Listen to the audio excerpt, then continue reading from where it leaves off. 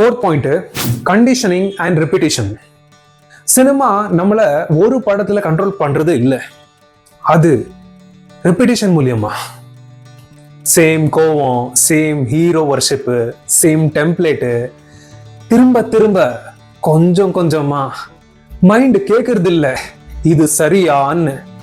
அப்போ மைண்ட் சொல்றது என்னன்னா, இது எப்பவும் நடக்கிறது தானே, ஃபெமிலியரா ஆயிடும், நம்மளுக்கு பழகிடுவோம். அண்ட் அந்த பழக்கப்பட்ட விஷயம் ட்ரூத், உண்மை மாதிரி ஃபீல் ஆகும். பாருங்க, ஒரு படம் என்டர்டெயின்மெண்ட் இல்லையா, அது இல்லாத ஒரு விஷயத்த இருக்கிற மாதிரி பழகப்படுத்தி நமக்கு அது இருக்கிற மாதிரி கொண்டு வந்துடுது மனசுல.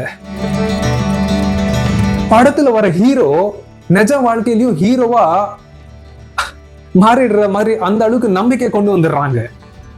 This is psychology. இதுதான் எம்ஜிஆர் காலத்துல நடந்துச்சு. So we have to be clear எது என்டர்டெயின்மெண்ட் எது நிஜ வாழ்க்கைன்னுட்டு இல்லையா. அந்த டிரான்சிஷன் நம்ம கவனிக்கிறது இல்லை. இதுவும் psychology. Fifth point, heroes worship. ஹீரோஸை நம்ம ஒரு வழிபாடாவே அவங்க செலிப்ரேட் பண்ணிட்டு வரோம்.